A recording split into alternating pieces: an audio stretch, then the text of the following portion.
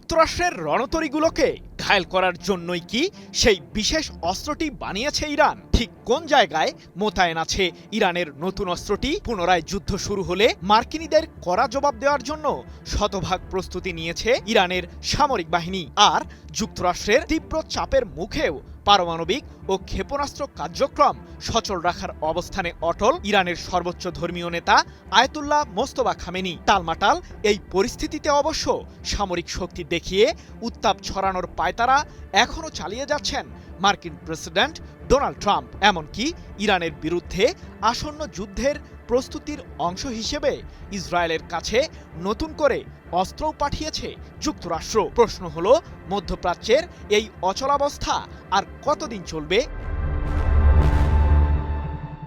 পারস্য উপসাগরীয় অঞ্চলের সংকটের উত্তাপ ছড়িয়েছে বিশ্বের নানান প্রান্তে। ইরানকে ঘিরে ইহুদিবাদীদের আগ্রাসনে ট্রাম্পের উপর চটেছে ইউরোপীয়রাও। কারণ মধ্যপ্রাচ্যের তেল ও গ্যাস বাণিজ্যের উপর নির্ভরশীল ইউরোপ অঞ্চল।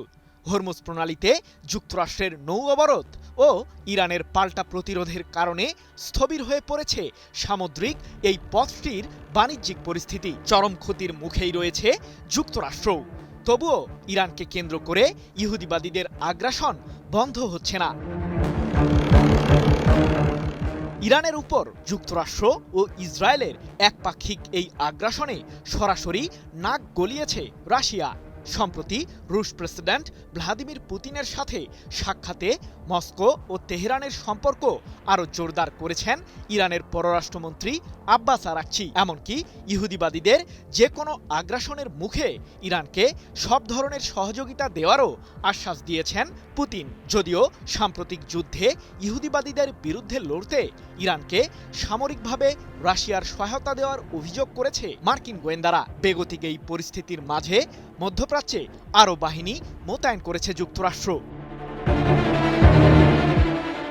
আন্তর্জাতিক বিভিন্ন সংবাদ মাধ্যমের তথ্য বলছে, ইরানের উপর সামরিক চাপ তৈরি করতে মধ্যপ্রাচ্যের জলসীমায় 3টি রণতরী মোতায়েন করেছে মার্কিন কেন্দ্রীয় কমান্ড, যেগুলোতে রয়েছে 2 শতাধিক যুদ্ধবিমান ও প্রায় 15,000 সেনাসহ অসংখ্য সমরাস্ত্র।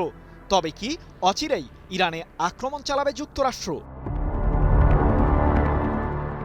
ইরানের বিরুদ্ধে সাম্প্রতিক যুদ্ধের ফলে উল্টো মধ্যপ্রাচ্যে নাজেহাল অবস্থায় পড়েছে মার্কিন সামরিক ঘাঁটিগুলো।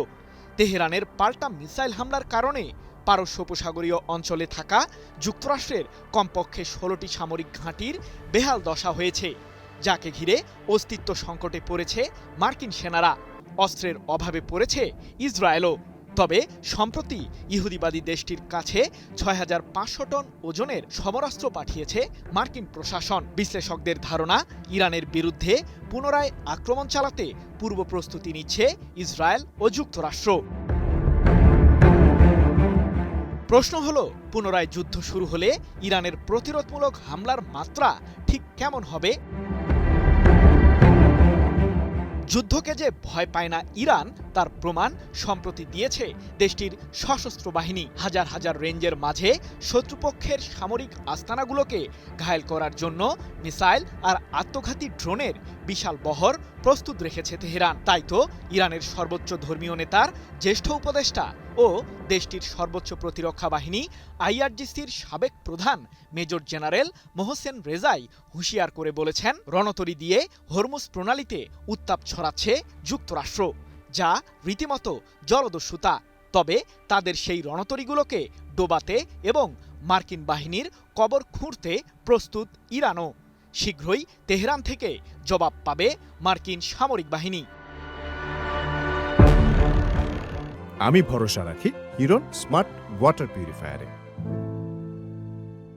এদিকে ইহুদিবাদীদের বিরুদ্ধে প্রতিরোধমূলক হামলার মাত্রা বাড়াতে বিশেষ একটি অস্ত্র তৈরির দাবিও করেছেন ইরানের নৌবাহিনীর কমান্ডার রিয়ার অ্যাডমিরাল শাহরাম ইরানি, যেটি মার্কিন ও ইসরায়েলিদের সামরিক আস্তানাগুলোর আশপাশেই মোতায়েন রয়েছে বলেও দাবি ইরানের শীর্ষ এই সামরিক কর্মকর্তার। তার এমন হুমকিকে ঘিরে উত্তাপ ছড়িয়েছে ইহুদিবাদীদের দরবারে।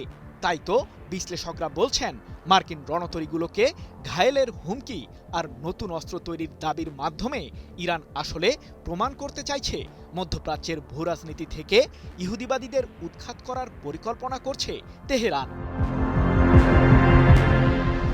সৃজন মাহমুদ, নিউজ 24।